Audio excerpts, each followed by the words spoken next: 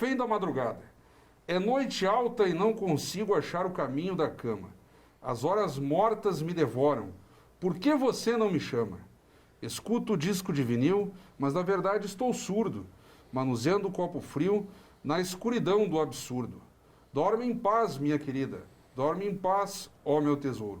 Esse é um dos trechos do poema Refém da Madrugada, um dos 70 poemas que integram aqui então a coletânea poética O Cão e o Violão, que também é título de um dos poemas aqui da obra, e que no caso intitula a coletânea inteira, obra recentemente lançada aqui em Caxias do Sul pelo escritor e bibliotecário Lúcio Humberto Sareta, que eu de imediato saúdo. Lúcio, uma honra tê-lo de novo aqui no Café com Letras pela TV Câmara. Obrigado, Fábio. É uma satisfação retornar aqui no teu programa e obrigado pela oportunidade mais uma vez. Nós tivemos aqui, o livro de poesia, ele é sempre um pouco difícil no sentido de dar aquela noção do todo, né? E nós temos aqui 70 poemas e que dão, assim, digamos, o teu cartão de visitas como poeta. Tu vinhas participando de antologias, eu lembro de uma delas, tratava do esporte no período de Copa do Mundo, na Copa do Mundo passada, vieram aqui tu, o Thiago Marcon, enfim, um grupo de escritores que tocou aquela obra. Depois tu fizeste contos, crônicas e por aí afora. E aqui na poesia, nós temos, digamos assim, um auxílio do Dinarte Albuquerque Filho, que é um notável poeta e jornalista do nosso contexto local, também professor, e ele faz aqui um preâmbulo, e digamos assim, naquele preâmbulo há uma organização daquilo que vem para a frente. E é um livro muito caprichado nesse aspecto. Tu abusas, inclusive, até do formato do soneto, né? Aquele tradicional poema com os dois quartetos e os dois tercetos. Então eu gostaria, a partir do texto do Dinarte, que dá a largada da obra, digamos assim, nós começássemos a familiarizar o autor, o leitor, melhor dizendo, o telespectador que nos acompanha neste momento, que tipo de poemas nós temos aqui? Bom, como tu falou, né? Na verdade, os meus livros anteriores publicados, eles eram com crônicas esportivas, onde eu resgatava, né, atletas do passado. Era um trabalho mais jornalístico, quase até, né? Uma coisa mais focada na pesquisa histórica, vamos dizer assim. E só para colocar, né, o pessoal que está assistindo assim, dentro do contexto, a partir de um determinado momento, a gente sente a necessidade de mudar um pouco o gênero literário, no caso, né? Então, da crônica para a poesia, embora isso não tenha sido uma coisa totalmente premeditada, a partir do momento em que eu tive o respaldo, vamos dizer assim, de figuras como o Paulo Scott e o próprio Dinarte, né, que tu mencionaste, que foram caras que me deram um empurrãozinho, vamos dizer assim, eu me senti apto, então, a botar na rua, né, essas poesias que são alguns sonetos, como tu mesmo disse, né, mas outras com uma estrutura nem tão definida assim. Mas eu acho que a grande maioria delas, elas seguem o formato das quadras, né? São quadras e é um texto, um trabalho bastante calcado na questão da rima também, né? Eu procurei alcançar uma certa métrica, um certo ritmo, nem sempre conseguindo, né? Mas foi uma coisa assim, importante para mim ter essa... Na verdade, não que tenha sido uma coisa proposital, né? Eu sempre falo que eu gosto de usar uma frase do Paul Klee, né, um pintor, que ele diz que a gente encontra o nosso próprio estilo quando a gente não consegue fazer as coisas de outra maneira, né? Então, as minhas... claro que é uma coisa que pode ser trabalhada, pode ser mudada, mas a maioria das poesias, elas foram feitas através dessa... não vou dizer técnica, mas desse recurso das quadras, né? E claro que tem aí também alguns sonetos, né, que já é uma forma consagrada, né, uma forma legal, mas difícil também de trabalhar, né? E quanto ao Dinarte, eu vejo o último livro dele que eu tenho, né, é uma poesia um pouco mais livre, né, uma coisa que não é tão presa a formulismos, vamos dizer Fissura assim. no asfalto. Fissura no asfalto. Inclusive nós gravamos um Café com Letras com ele aqui sobre essa obra. Muito o bom Dinarte também, que temos que ressaltar, é o atual patrono da Feira do Livro de Caxias do Sul. Verdade. Então, merecidamente. Uma boa lembrança. Mas eu fiz questão de citar o Dinarte também por essa pretensão que ele teve e para quem vai ter contato com a leitura num primeiro momento, essa introdução do Dinarte te traz uma organização das ideias daquilo que vai ser apresentado do ponto de vista poético, porque quem vê o sumário só pensa o seguinte, pô, mas são muitas poesias, como que eu vou dar conta, como que está organizado isso aqui? E nós temos assim um desprendimento teu do ponto de vista das angústias, dos anseios, mas uma transpiração ou uma revelação de sentimentos, de impressões num tom muito contemplativo. Como, por exemplo, o poema que eu escolhi aqui para fazer, e eu vou usar o livro de forma aleatória, eu não trouxe aqui maiores marcações, até para não ficar um bate-papo engessado. Mas quando eu vinha lendo aquele primeiro poema, O Refém da Madrugada, é muito isso também, o sujeito ali com a mulher amada, então num exercício extremamente contemplativo. E essa tua contemplação, ela gera uma imersão em quem está lendo. É um exercício muito interessante assim, para quem está assim, peraí, mas é a contemplação do autor, do leitor ao mesmo tempo, quer dizer, tem uma simbiose aí. Isso aí na verdade, esse livro eu poderia dizer que ele também é uma espécie de um desabafo, né? Uma confissão ou um meia-culpa, mas é uma maneira de transfigurar, né, o sofrimento da gente, né? E eu acredito que o leitor ele fatalmente possa se identificar com os poemas, né, com o texto poético. E como dizia também o Proust, né, um escritor francês, que na verdade quando a gente lê um livro a gente está lendo a si mesmo, né? E o que o escritor ele nada mais faz do que te fornecer um instrumento óptico ou uma ferramenta para que tu tenha essa condição de te enxergar, né, no caso. E eu achei bem interessante, eu me lembrei disso agora quando tu falaste, né, sobre essa questão que não sabe se é o autor ou o leitor que está, né? Então acho que essa é uma das coisas legais assim, né, da literatura, qualquer que seja o gênero, porque sem dúvida, né, o leitor ele vai ter algum insight ali, alguma frase que vai tocar ele, né? E assim como o escritor, no caso, tem também as suas epifanias, as suas percepções que, né, fazem com que ele, no meu caso, por exemplo, não, isso aqui pode ser uma poesia legal, né? Então, às vezes eu até estou na cama, quase dormindo, e me vem alguma coisa na cabeça, eu sei que se eu não anotar, no dia seguinte já era, né? O insight se perde, né? E aí eu levanto da cama, vou ali, pego o lápis e o papel e anoto. Então, isso são coisas assim essas coisas que acontecem, né, no processo de elaboração de um livro, né? Tu me ajudas muito no sentido da organização da entrevista, porque tu colocas já de forma na apresentação das tuas ideias a própria construção do livro, agora um pouco da tua subjetividade, e eu queria avançar bastante nesse aspecto da subjetividade, porque há temas aqui, eu não sou necessariamente um amigo pessoal teu, mas eu te acompanho. Então há temáticas aqui que o sujeito quando vai ler pensa, pô, mas isso aqui é a cara do Lúcio Sareta, por quê?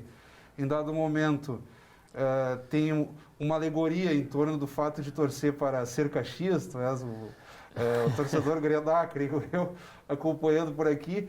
E esse aspecto do torcedor, eu no caso sou colorado, mas o que está em questão aqui é o sofrimento. Porque a pessoa que acompanha a fundo um clube, ela vai ter 90% de angústias, de decepções, desclassificações, e às vezes um título, um momento, e aquele momento ele é multiplicado ao longo dos anos, né, com a grande conquista. A não ser que o sujeito daqui a pouco torça para o Barcelona, o Real Madrid, mas até esses times têm as suas crises, né? Então o torcedor, basicamente, ele sofre, né? E tem aqueles momentos, né, de êxtase, de comemoração. Nós temos aqui também a parte musical, que também te é muito cara, tu brincas aí com conceitos do rock and roll, cita alguns gêneros musicais, alguns pontos de vista nesse sentido. Tu já citaste alguns escritores, autores, tem aqui o aspecto, eu lembro do Flaubert, é mencionado em dado momento da obra. Então nós temos assim também, de certo modo, tu vais te identificando, tu vais te revelando a tua subjetividade, as tuas escolhas, os tópicos que mexem contigo. Eu, de forma alegórica, aqui citei o futebol, a música, alguma coisa de literatura. Também tiveste esse objetivo, assim, aquele tom meio libertário, assim, eu vou expressar as coisas que me são caras, digamos assim. São coisas que eu gosto, né? E que na verdade, o futebol eu queria fugir dele, né? Essa toda a minha intenção de mudar um pouco do gênero crônica, né, para o gênero poético. Mas é aquela história, né, Fábio? Quando a gente gosta de uma coisa, ela acaba se manifestando através de outros modos, né? É uma paixão, né? E essa poesia sobre o Caxias, isso aqui tem que estar no livro, né? Isso aqui eu não vou deixar de fora. E acabei colocando no livro, né? Porque eu acho que ela ficou boa, né? E a gente sabe que tem vários poetas, né? Mesmo que acabaram se debruçando sobre o tema do futebol. A gente tem o próprio Drummond, né? Um livro inteiro, existe um livro dele só com a compilação de poesias dele sobre futebol. Né, Paulo Mendes Campos, né, o próprio Eduardo Galeano tem se dedicou ao futebol. Então a poesia, o futebol, como ele é uma das grandes paixões, né, e faz parte da cultura popular brasileira, ele foi... O que eu quero dizer é que grandes poetas se debruçaram, né, sobre o tema futebolístico. Então tu estás dando a tua contribuição. Não que eu seja um grande poeta, mas é uma coisa que me tocou. No teu primeiro livro de poesia, tu estás dando essa contribuição também. E a questão da música, com certeza, né? Eu, antes de escrever, né, antes de mais nada, eu faço parte de uma banda, né? Uhum. E essa banda, ela já tem aí um bom tempo de estrada, e para te ver como as coisas elas se entrelaçam, na verdade, lá atrás eu já escrevia letras de música, né? A nossa banda, ela sempre teve essa característica de fazer as músicas próprias, né? O Aliança Rebelde, a minha banda. E a gente fazia as letras, e muitas das letras era eu que fazia, então tinha essa coisa de rimar, né? Talvez esse livro de poesia seja uma consequência tardia, né, disso. Claro que aqui, né, as letras elas são mais inconsequentes, né, por serem letras de uma banda de rock. Elas têm já uma certa leveza que aqui nessas poesias talvez não exista, seja um trabalho mais denso, uma coisa mais profunda, mais pesada um pouco, mas não deixa de ter ligação com essa coisa das letras, como tu falaste, né, da música, né? Nós vamos interromper brevemente a abordagem aqui em O Cão e o Violão, coletânea poética, que é pauta do Café com Letras desta semana, para de imediato chamarmos as dicas do autor. Roda a vinheta aí.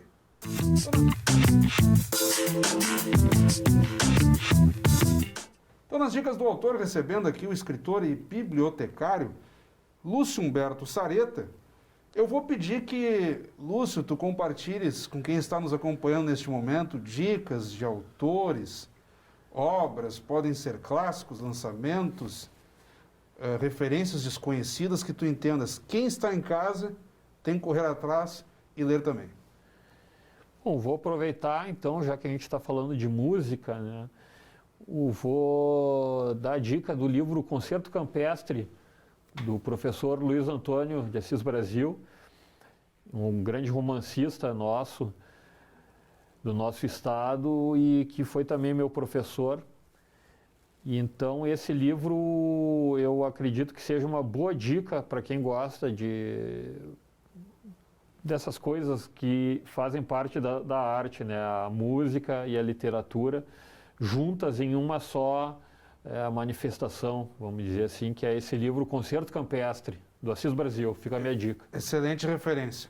Voltando aqui em O Cão e o Violão, vamos tratar também do próprio O Cão e o Violão, que é o poema que intitula a obra. Deixa eu achar a página, ele está aqui na largadinha já, não tem como errar.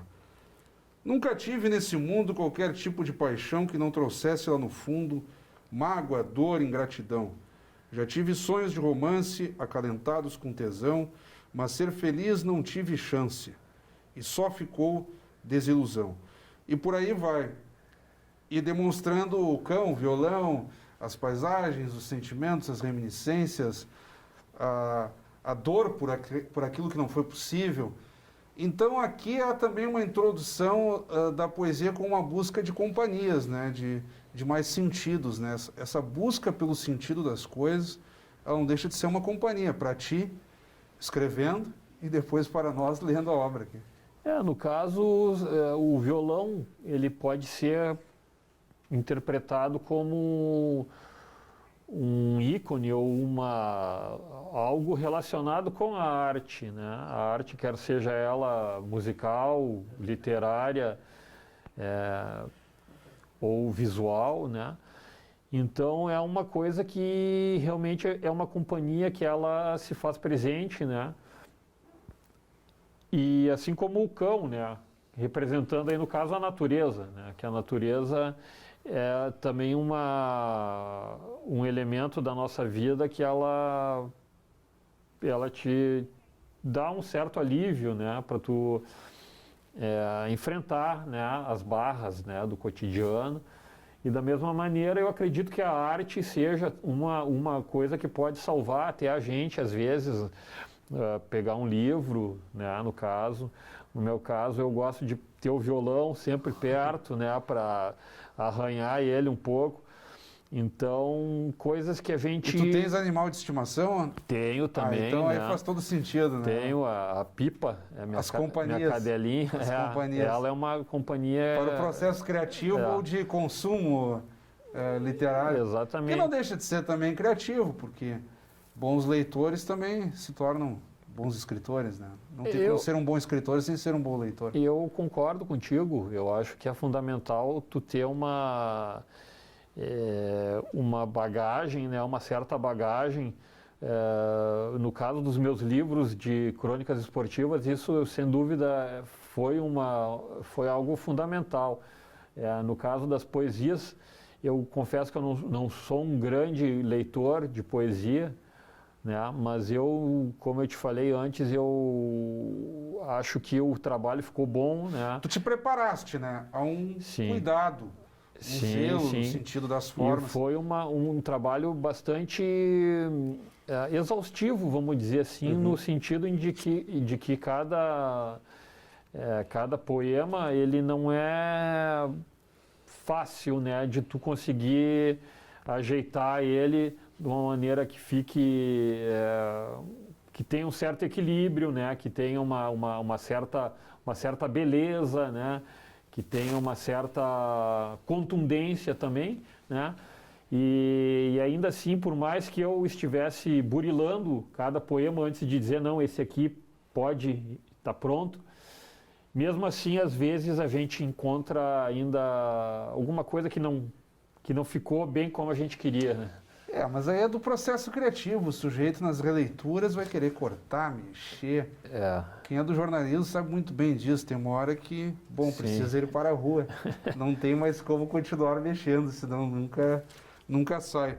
Tu te aventuraste também no bom sentido, porque o fizeste com responsabilidade também, mas 2 poemas em língua diversa da portuguesa. Um em italiano, o outro em inglês.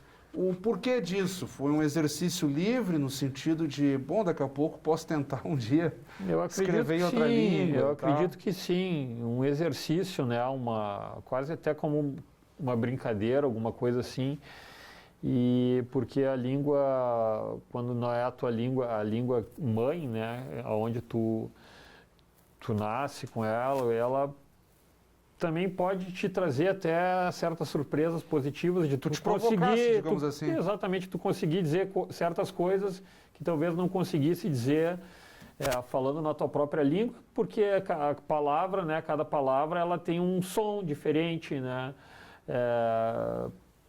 conforme, né, a sua tradução, né, tem uma extensão diferente, né, tem até uma mística diferente, uma coisa diferente que proporciona que tu alcance, né, patamares ou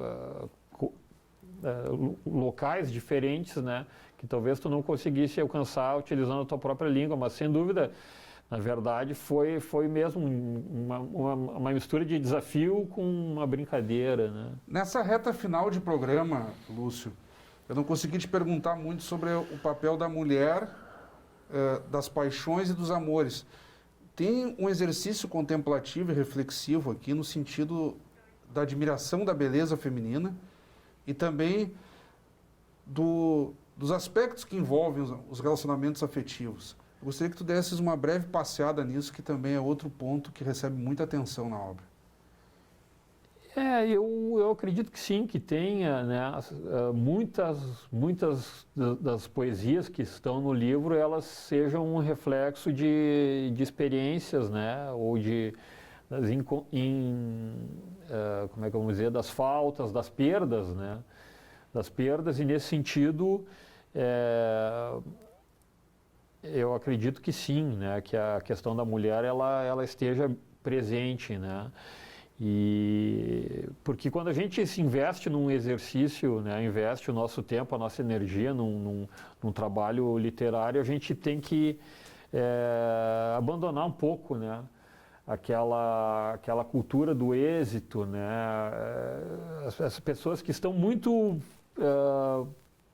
focadas nessa questão do sucesso, elas, de uma certa forma, elas fogem um pouco da literatura, né? Seria muito o êxito do relacionamento em si, tu queres dizer? Tipo assim, um sujeito... Na medida em que tu estás aqui contemplando, vamos supor, a beleza feminina, ou estar sentindo algo por alguém... Sim. Digamos assim, é um espectro mais amplo do que pura e simplesmente dizer eu tenho essa pessoa, Pode ser. ou eu conquistei essa pessoa. Vamos supor, o sujeito é casado e parece que está resolvido. Mas o que ele faz para manter esse sentimento, esse relacionamento? Não, eu estou casado e pronto, agora já tenho alguém. Não, mas você não mantém Exatamente, essa pessoa? eu acho que... Quando vê o relacionamento se esgota e o sujeito não entende. Mas o que tu fizeste ao longo desse tempo para cultivar esse relacionamento, manter uma multiplicação de sentimentos, de cumplicidade, de parceria? Eu acho que quando a gente tem uma coisa é porque a gente não tem, né, na verdade. Tu possuir ou tu ter é uma... É uma armadilha? É uma armadilha. E principalmente uma companheira, um companheiro, tu só vai ter ela realmente quando tu não tem ela, né? Então, mas a questão do sucesso é claro que é o sucesso num relacionamento, mas também é o sucesso na tua trajetória profissional, nas tuas relações afetivas, né? Tudo faz parte do sucesso de uma maneira geral, né? Então, muitas dessas minhas crônicas, elas refletem esses insucessos, digamos assim, né, que a gente acaba se sentindo permitido de colocar isso no papel. Tirar né? por aprendizado também. Exatamente, com esse lado da poesia, né? Coisas que eu não fazia anteriormente nas minhas crônicas esportivas, porque eu falava do Garrincha, eu falava do Didi, falava do Maradona, do Joe Louis, né? Então é um pouco mais, não que ali também não estivessem as minhas um pouco de mim, né? Porque se eu escolho falar de tal cara é porque eu me identifico um pouco com esse jogador, né? Mas na poesia é uma coisa mais intimista mesmo, uma coisa mais minha, né? E bem diferente, né, do que eu vinha fazendo, né? O que não deixa de ser também um exercício corajoso, né? De se expor, de revelar. Como eu te falei, é uma espécie de uma confissão, né? Uma confissão. E que mal bem internamente tu também te resolves, de certo modo, fazendo esse exercício da poesia, né? Organiza. É bacana, tu bota para essas fora, ideias, né? As coisas que te incomodam um pouco, mas também tem alguma coisa aí no livro do bucólico, né? Da natureza, dos animais, né? Que eu gosto de observar também, né? Não é só melancolia, vamos dizer assim, né? Tem também coisas assim que a gente gosta de observar, né? E que te inspira, né? Que, no meu caso, pelo menos, inspirou para escrever, né? Certas crônicas, como é o próprio caso, né? Dessa crônica do título, né? Do cão, do violão. Eu não quis te interrompê-los, quando o entrevistado é bom, o tempo voa. E nós teremos aqui muitas nuances dessa subjetividade sem fim aqui dos 70 poemas organizados em O Cão e o Violão. Mas a nossa produção faz sinal ali e ultrapassamos o nosso tempo. Eu vou pedir que de forma breve tu te despeças de quem está nos acompanhando neste momento, faça algum convite relacionado ao livro, enfim. O espaço ainda é teu nesse encerramento. Bom, eu agradeço mais uma vez, estou muito feliz de estar aqui. É uma satisfação muito grande, é um momento de alegria onde a gente consegue, né, falar sobre o nosso trabalho, né? Então, eu só posso te agradecer ao pessoal que tá assistindo. E caso alguém queira adquirir o livro, né, ele está disponível no site da editora Gataria, né? Vai lá na editora Gataria, lá na seção de poesias, eles entregam o livro, né? Ou se quiser falar diretamente comigo aí nas minhas redes sociais, eu também teria prazer em disponibilizar a obra, né? E dizer que nesse momento de pandemia que a gente estamos de máscara, que a gente atravessa, que tá difícil para todo mundo, que a gente, né, se mantenha alertas e mantenha firmes com esperança de que isso possa um dia ser superado também. E se cuidem, né? E obrigado mais uma vez pela oportunidade de estar aqui com vocês todos. Obrigado aí pelo pessoal que está fazendo também a parte técnica, e para ti também, Fábio, pela tua gentileza, né? E atenção. A honra foi toda nossa. Acabamos de conversar então com o escritor e bibliotecário Lúcio Humberto Sareta, ele que nos brindou aqui com a coletânea poética O Cão e o Violão, obra recentemente lançada aqui em Caxias do Sul e pauta do Café com Letras desta semana. Como sempre, também convidamos a todos que continuem acompanhando a nossa programação.